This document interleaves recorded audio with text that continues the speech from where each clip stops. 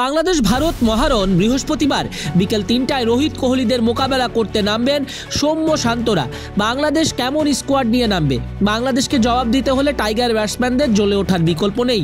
৩ pacer খেলালে প্রথম choice Taskin Mustafiz, Tanzim Shakib কিংবা নাহিদ রানা। তবে পাকিস্তান কন্ডিশনে নাহিদ রানা ভালো করবেন। ভারতের সামনে নাহিদ রানা খুব বেশি কার্যকর হবেন না, তার কারণ রোহিত কোহলিরা পেসে দারুণ খেলতে পারেন। তবুও টিম কম্বিনেশনে শেষ পর্যন্ত কি হয় সেটাই দেখার অপেক্ষায়। মুখোমুখি পরিসংখ্যান বলছে শেষ 5 দেখায় বাংলাদেশ ভারতের লড়াইয়ে 3 বার জিতেছে বাংলাদেশ, বাকি 2 বার ভারত।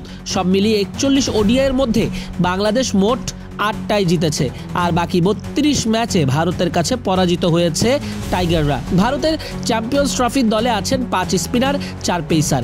দুবাইয়ের কন্ডিশনের কথা ভেবে 3 পেসার ও 3 স্পিনার নিয়ে একাদশ সাজাতে পারে ভারত।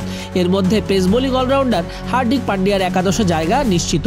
রবীন্দ্র জাদেজার সঙ্গে অক্ষর প্যাটেল বা ওয়াশিংটন সুন্দরের একজন থাকবেন একাদশে। অন্য স্পিনার কে হবেন? কুলদীপ যাদব নাকি বরুণ চক্রবর্তী?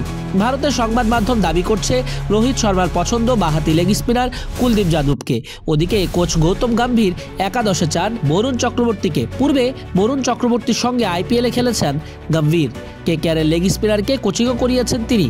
গম্ভীরই নাকি বরুণকে নতুন করে ফর্মে ফিরিয়েছেন, তাকে আত্মবিশ্বাস দিয়েছেন, যে কারণে ডানহাতি লেগ স্পিনারকে একাদশে রাখার পক্ষে কোচ গম্ভীর।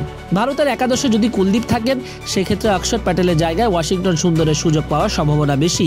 তা না হলে 3 স্পিনারই হবেন বাঁহাতি, কিন্তু গম্ভীর আবার অক্ষরকে একাদশে রাখতে চান।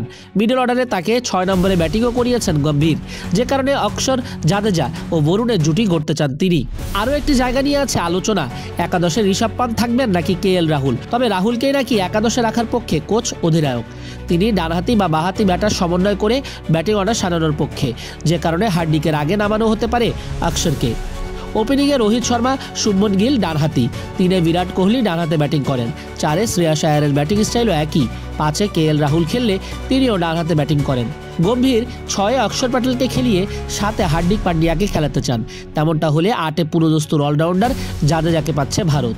প্রস্তুতি ম্যাচে বাংলাদেশের 6টা উইকেট নিয়েছে পাকিস্তান শাহিনসের স্পিনাররা। বাংলাদেশের সংখ্যাটা সেখানেই।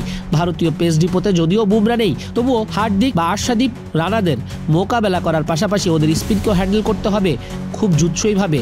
মাশরাফি দলকে বার্তা দিয়েছেন, জানিয়েছেন চ্যাম্পিয়ন্স ট্রফির জন্য বাংলাদেশ ক্রিকেট দলের প্রতি রইল শুভকামনা, সাহস এবং দৃঢ়তার সঙ্গে খেলে যাও, শুভকামনা সবসময়।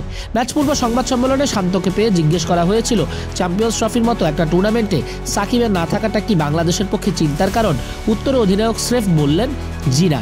সাকিবকে নিয়ে শান্তর বিরক্তিও ফুটে উঠেছে। মাহমুদুল্লাহ মুশফিকের কাছ থেকে তিনি আশা করেন সিনিয়ররা তাদের এক্সপিরিয়েন্সটা শো করবে ভারত ম্যাচে।